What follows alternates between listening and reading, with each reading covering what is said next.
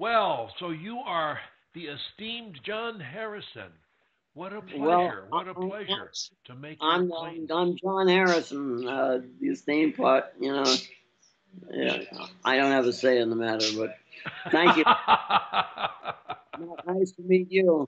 Well, it's my pleasure. I've heard so many good things about you over the years. I didn't really know anything about until I wrote my first edition of my book in 2015 of my stuttering book, and then published it on Amazon and began getting calls from people. And one before long, and somebody was mentioning you, and I went on and I took a look at some of your work, and I didn't get a chance to really consume it, but I heard a lot of good things about you and it, and I know I've worked with several people who have worked with you. Don't ask me to No, name them because I couldn't. I've worked with don't so bother. many at this point. I've I been I've been part of the scene for a long time, so Well, you have indeed. And so you live in San Francisco, is that correct? I do. And where did you grow up? I grew up in New York. Okay, in New York If you City. want, I can talk. If you want, I can talk New York.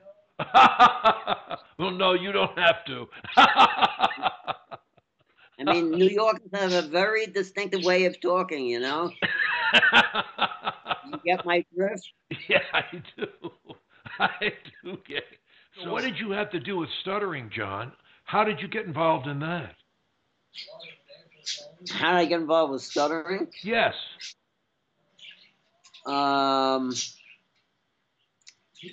well, I stuttered. When did you I, start? When did I, you, John? When did you start stuttering?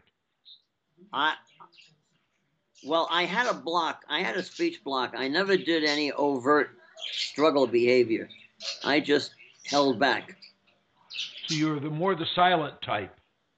I was the silent Yeah, type. it's funny. It's funny you said that because I coach them 7 days a week now, as you probably know. Today, one Yeah. of the guys that I coached is he's 19 years old. He lives in the U.S. in Indiana. He's a nationally ranked tennis player at age Yeah. 19, and Really. he attends MIT. I coached him on his interviews at Stanford and MIT and stuff like that. I help a lot of these kids with their job interviews and their college interviews Yeah. because I've done a lot of hiring in my day, so Really. I know that game very well. And when we work on the speech, and the reason I brought him up is because he doesn't really stutter now. He just goes silent. He used to stutter on up to 85% of his words, but he hasn't. Wow. But he can't remember now when he did his last bad. I call him a bad incident when you appear disabled. He can't remember when he had his last one. But what he does now is what you just said. He goes silent a lot, and so I'm Yes. working with him on Silent block. how you beat silence. And unfortunately, I have to say, I apologize that I'm sorry that I haven't read your work because I know it's good work, and because I've been told that by several people whom I respect, very Yeah. intelligent people, and Well, if you read the first 3 or 4 chapters, you get the gist of what it's about. You don't have to read the okay, whole book. yeah, I understand it's very long. How long was it?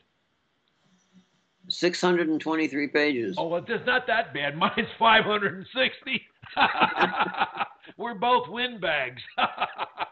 Well, yeah, but I wrote it over 25 years. Well, I wrote my first edition in the year 2015. It was 220 pages.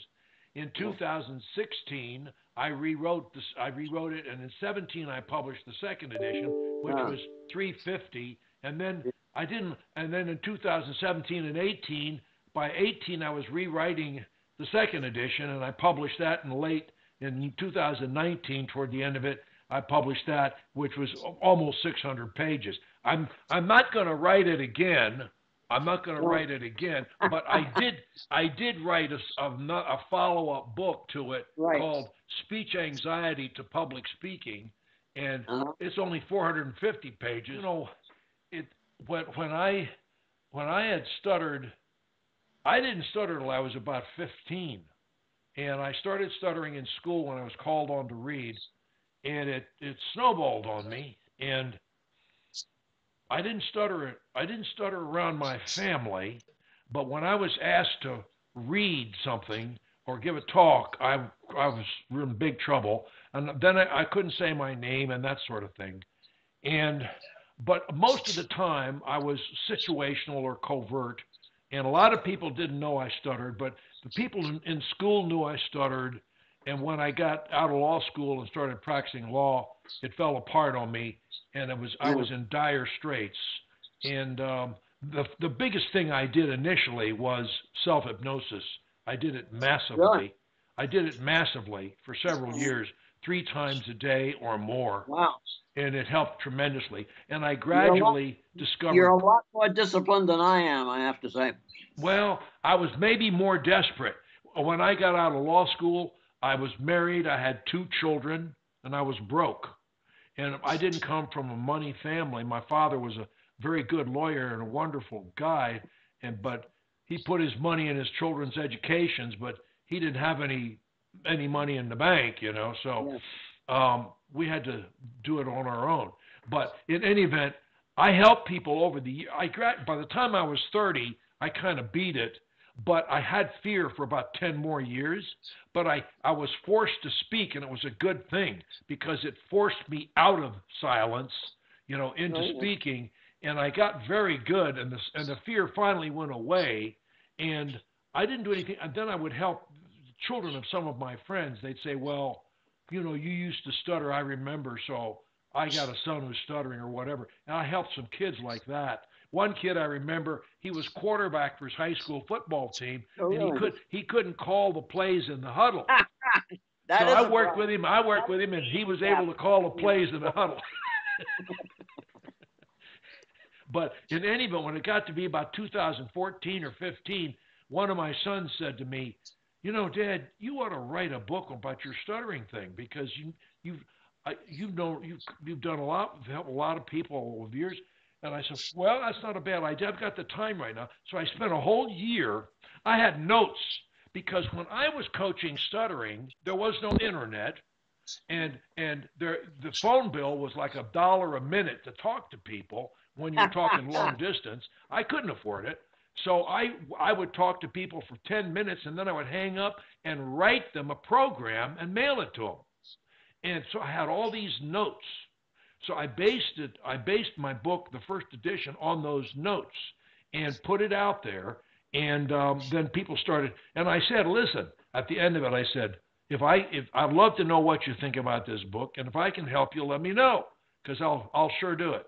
And so I started getting calls, and one thing led to another, and I wrote 2 more editions, and I set up Speech Anxiety Anonymous to post success stories of these people that got well, because I wanted more people to know about it, because I don't think stuttering has any place on this planet. But now tell me your story. Tell me, so you stuttered, but you're mainly a silent guy. So how did you beat it? What did you do?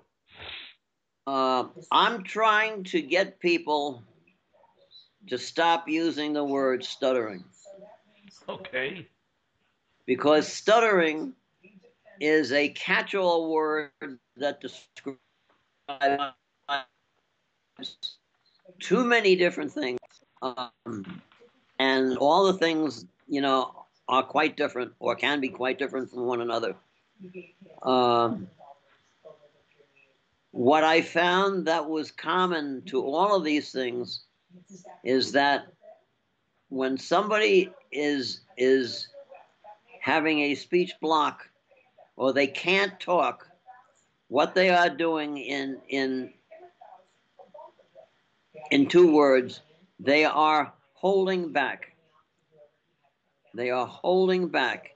And I'm trying to get people to stop using the word stuttering and use the word hold back. It's a hard thing to do, and I don't know that in I the think it long run, makes sense, but let me ask you, why do you think it helps to call it that? because it focuses your attention on what's really going on. Okay. You know, If I want to say what is the time, for example, and I'm afraid of letting go of the word time, I say what what what what what what is the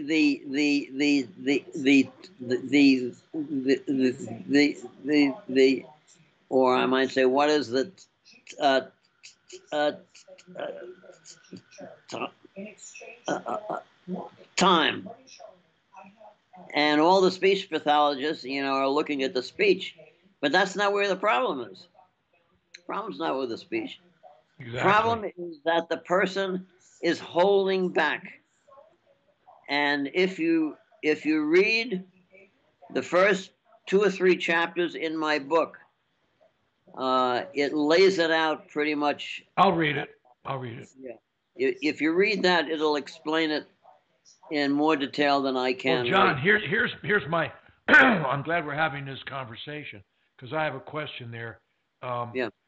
If I said what you just said to me, if I said that to Daniel, the MIT tennis ranked player, 19-year-old that I just talked to today, I said, Daniel, your problem is not with your speech, it's your holding back.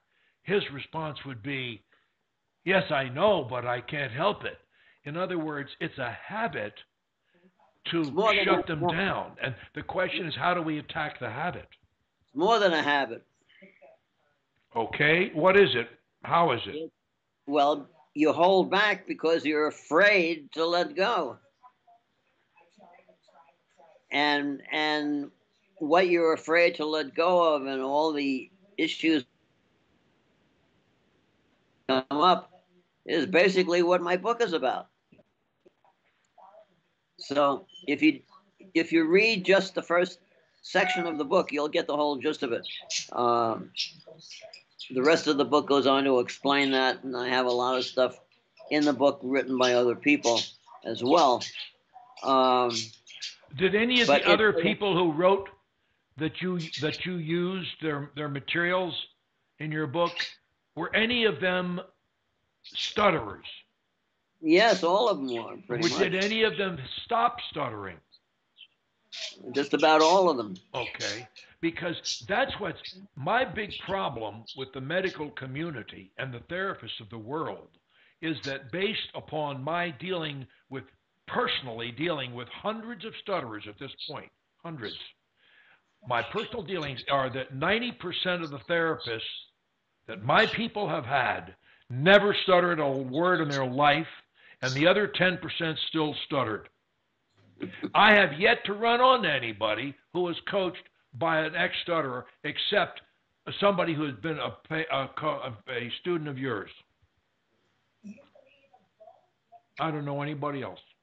Well, Ruth Mead doesn't have students. I know Ruth, Yeah. She's a great girl and all that. And she's funny as the devil. She makes me laugh till my sides ache. And very smart, I want you to know. Oh, I'll bet she is. I can't get her to talk to my speech club, though. I have to get you people to talk to my people. And I want to record it. I'll talk to your people. Well, I'm counting on you. I really will. You tell me. I like talking to people. And I love that. I want you to tell me how much time you want to talk, and I want you to tell me. We do it on Saturday mornings at 9 a.m. New York time, which is awful early for you. But if you can't make it, then I'll record you some other time and play it. But I would rather have you at the meeting live. 9 a.m. That's too early. It's 9 a.m. New York time. Yeah, that's too early. We'll do a special day when you coach. When you give the talk, we won't do it at 9 a.m. We'll do it later. All right. But the thing about it is, John, you have to keep this in mind. A lot of our audience is in India, which is 8.5 hours later. We've got people in China. We got people in Australia. I got them like 13, 14 hours later. I just did a Zoom talk yesterday to a worldwide audience. People all over the place. And that's what we have. We don't have that many. We have around 20 right now, but they're recorded and then they're put on the website. And, you know, like your talk, I'm sure would be watched over time by a lot of people over time.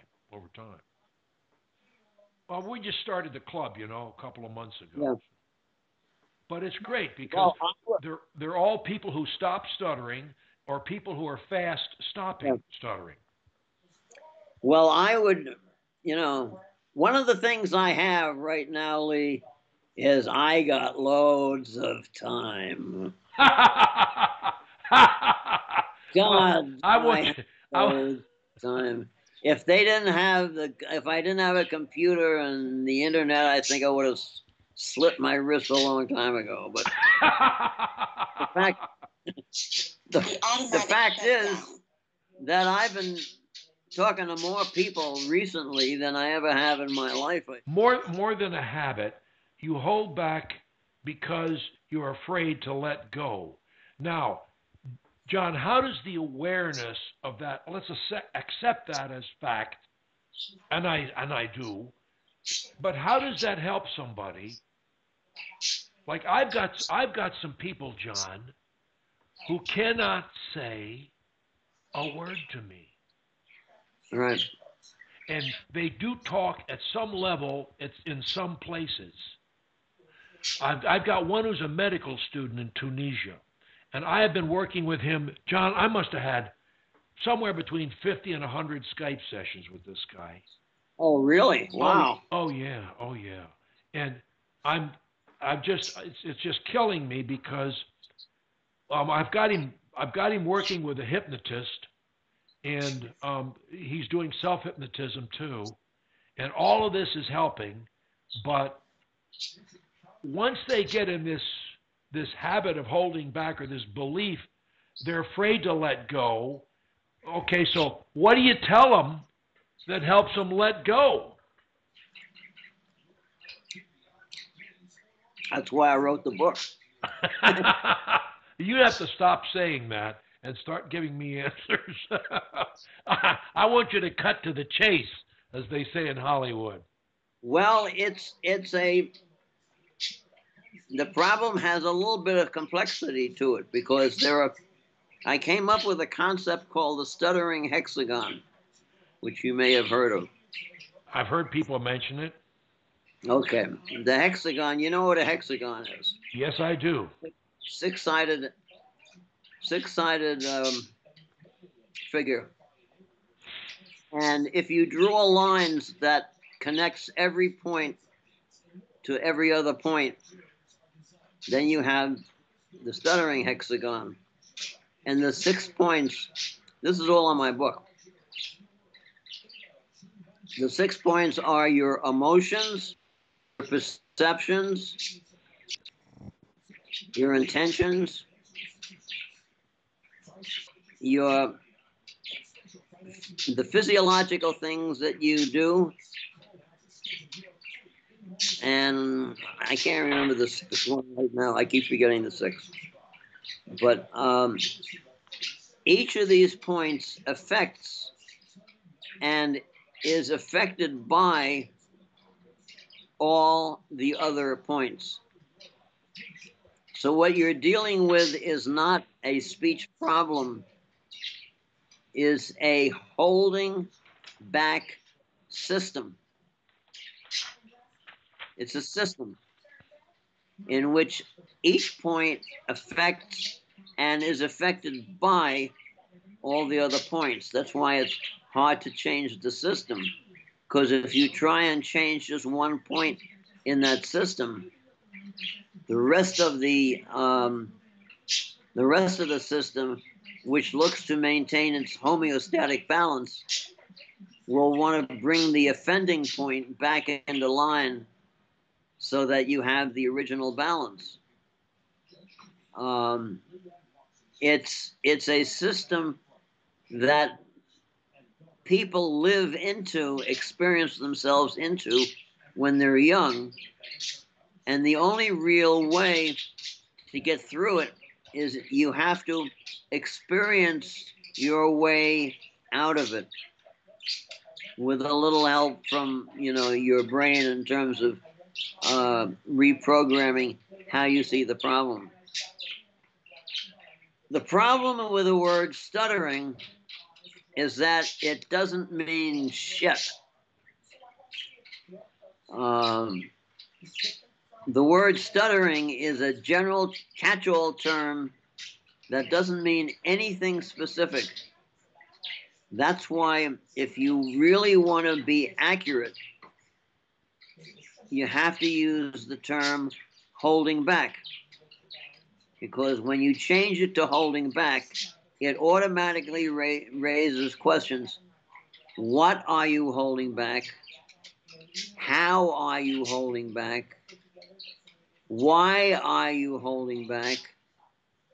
When are you holding back? I mean, all of these things can be addressed specifically if you use the words hold back. But people are not aware that they're holding back. The only thing that they're aware of are the superficial manifestations of the problem, which is the fact that they can't talk. That's the surface stuff. When did you start stuttering? According to my mother and her mother went to Europe when I was about 3.5 years old or 4 years old for 6 weeks. And when she came back, my mother said, I took her out into the garden in New Jersey where I was spending the summer, and I said, "Mommy, look at the flowers." He said that was the first time, and evidently, and I was only like 3.5 years old. I was very young, right? And so my mother, being a perfectionist and wanting things to, work well, within a year, she had taken me to the National Hospital of Speech and Hearing Disorders in New York. And they didn't know which way was up. Well, they didn't. But they did give me a medal. For what? And on the medal, which I hung around my neck, it said, slow. And on the other side, it said, easy. I like that. Well, and I didn't notice any improvement in my speech, but I will say, as I've told people, that during the time I wore that medal, I was never once attacked by vampire bats.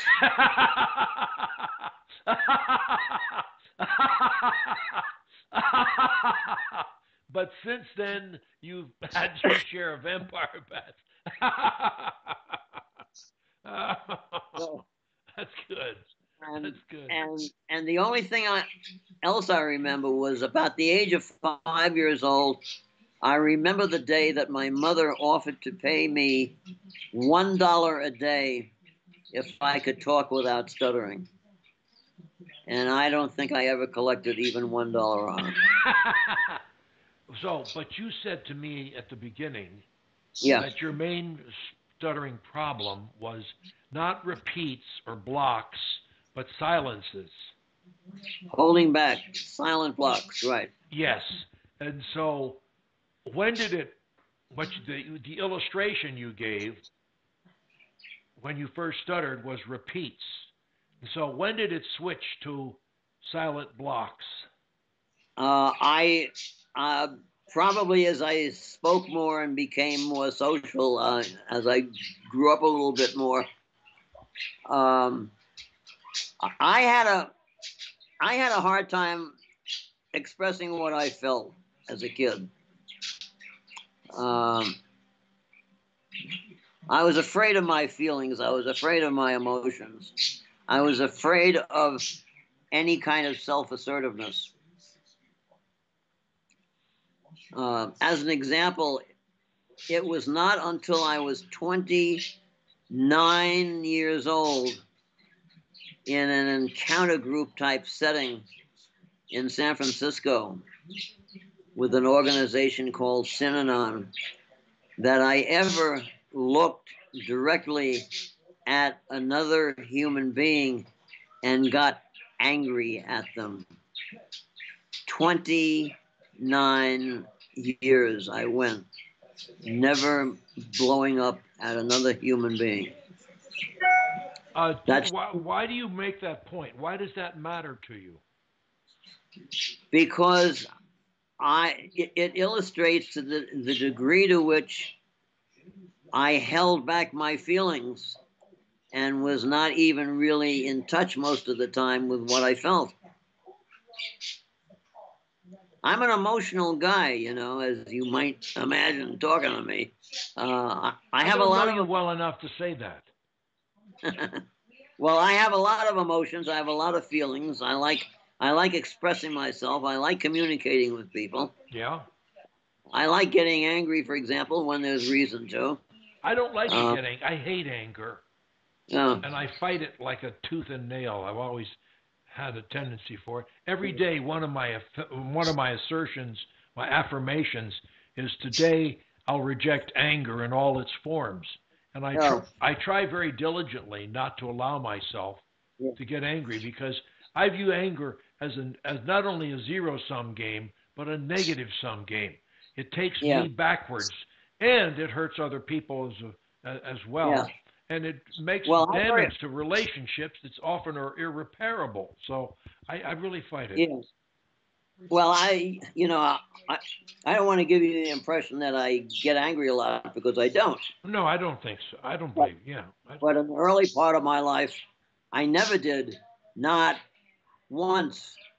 It was because you weren't assertive, and that was the reason. And so it was because I held back those feelings. Yeah.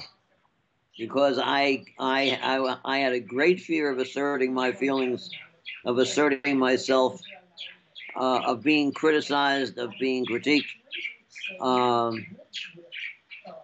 I just didn't want to expose myself. I felt very exposed, and so I didn't assert myself. And I was afraid that if I got angry, somebody would get angry at me, and I was afraid of fighting, and I was afraid of a lot of stuff. So you're saying that these groups, Synanon and Est and so forth, sort of brought you out of your shell, and you began to stop holding back and just let yourself out. That's correct. How long did this process take before was it short term, or was it over a period of a decade, or what was it? It was over a period of a decade, but I did it because I really loved being in these environments. You know, I played the Synanon game, as it was called, for 3 years, and had a lot of experience dealing with people over a period of time. And then, so all of this caused you to need to speak, to participate in these groups. Well, I always wanted to speak, but it didn't feel safe. And the more I spoke, obviously, the safer it became, and these environments, the more I would just. This is why, one of the reasons why we have the Speech Masters Club, because it's a place that people who stutter or did stutter, or who are beating it, can sit around and everybody talks. And of course, most of them, if you come, you will hear them. They will ask you questions, and most of them you'll say, well, they don't sound like they stutter to me. And that's because they don't stutter now, most of them. Some of them will still stutter a little bit. But the whole idea is expand your comfort zone by going where you're not comfortable. And instead of, I don't ask people to jump off a cliff. Like at McGuire, they insist you go out in the street and talk to 4 strangers a day when you stutter up a storm. You're constantly creating stuttering memories. And I maintain as long as you do that, you'll stutter till your last breath. But on the other hand, if you're able to learn some methods of speaking without appearing disabled, then when you're capable of doing that, You then want to gradually talk, like I say, 10% more than you're comfortable in every environment, and Right. seek out environments that it's like going to a gym and exercising your muscles to build a bigger muscle. And so you gradually work your way out of it. We have three goals. The first one is stop stuttering. And the second one is learn to teach yourself to be able to say and mean it, I love to speak in all situations, doesn't matter. And the third goal is to adopt a daily mind training regimen wherein you attempt to program your mind, your computer, and dictate your thoughts. And we use Emile Coué's autosuggestion methods and self-hypnosis. And we work on that. We have affirmations and we have a program. We do it. So those are the three goals. And when you're finished with all of that, and I have many people who have succeeded in this, who are able to say, stuttering, as I can say, was a blessing in my life. It was very difficult for a long time, for some years, but I turned the lemon into lemonade, and that's the goal. I've made a better life. I made myself a better person, and a better life.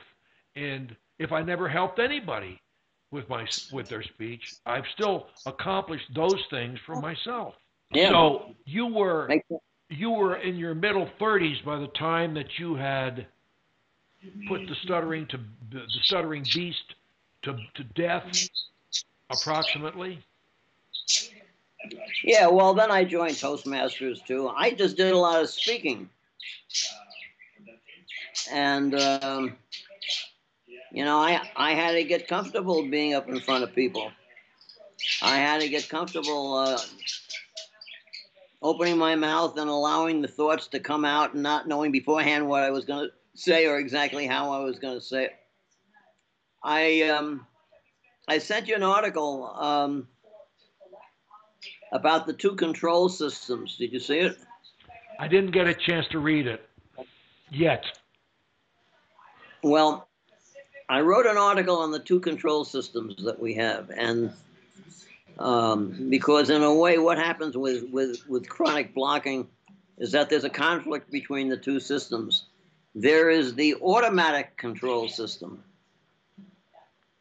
which is when you do something over a period of time, your body automatically, you know, learns how to do it. It's like learning to ride a bike. Do you play golf?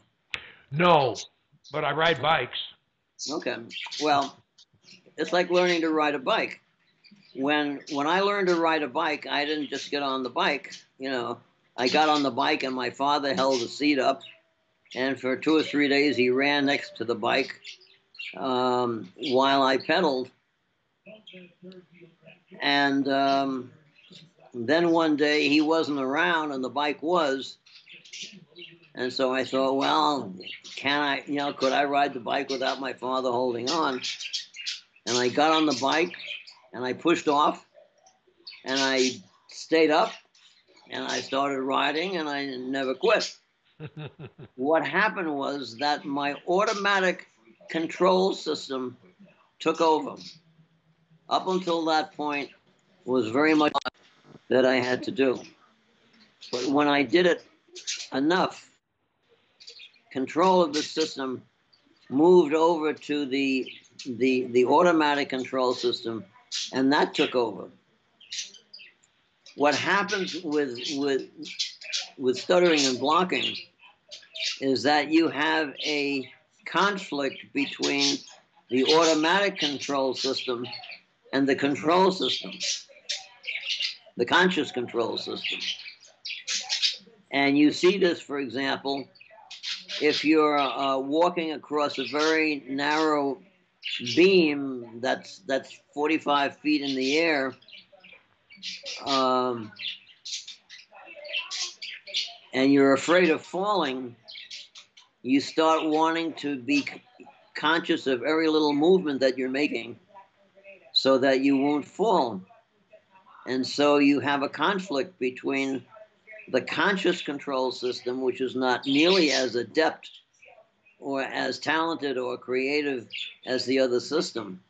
You have the conscious control system that's trying to protect you from getting hurt, and the automatic control system that allows you to juggle three balls and hit a golf ball straight down the fairway without fading or slicing, and doing a lot of other things.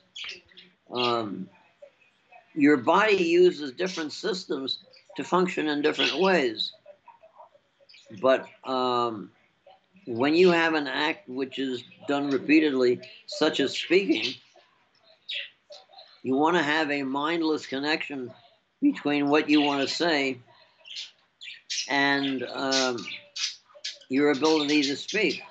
I mean, I don't know what I'm going to say until I say it. I'm sure it's the same thing with you.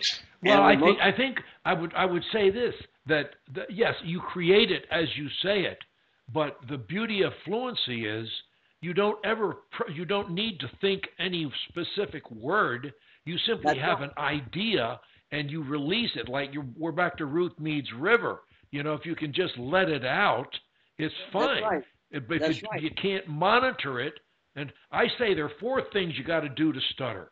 You got to hesitate, think a word, fear it, and force it.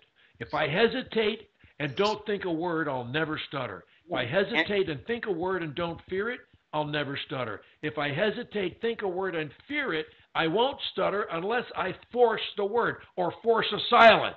More than just fearing a word, it is fearing being self-assertive. Okay. But the mechanic is they think the word, and that's what they won't assert. The word is the tool that somehow, it's the fence. Well, it's not always that. I disagree with you. Okay, all right. Sometimes it is the word, but sometimes it is the situation. It's being assertive in a situation in which the person is really uncomfortable asserting themselves.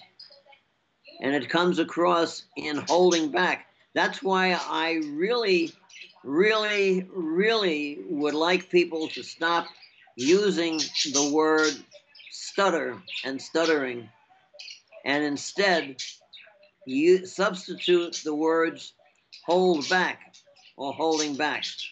Well, I will carry your torch, and I will give you credit because I am dedicated to giving attribution to my sources. I have no problem with that at all. I love doing it. But this is a good concept you've got here, and I'm going to push it. Now, you and I are not going to change this, but what I think we can perhaps do is at least get some people going in the direction of saying stuttering is holding back. And whether it's repeats or blocks or silences, it's holding back. That's really a better term that embraces all of these impediments. That's correct. Or manifestations. Now you got it.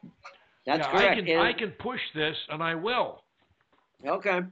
It's all about holding back. You do a lot of stuff, Lee. I'm impressed with all the things that you do, and the passion with which you bring, and the passion you bring to all the things. I like people who are passionate. How old are you, by the way? Well, age is a number, and mine is unlisted. You don't want to know. Age is depressing. We don't want to know age. I don't want to know your age. Well, I'll say how old I'll say you're 59. And let's be 59. What do you think? I wouldn't mind being 69. If I could convince myself of that, yeah, sure.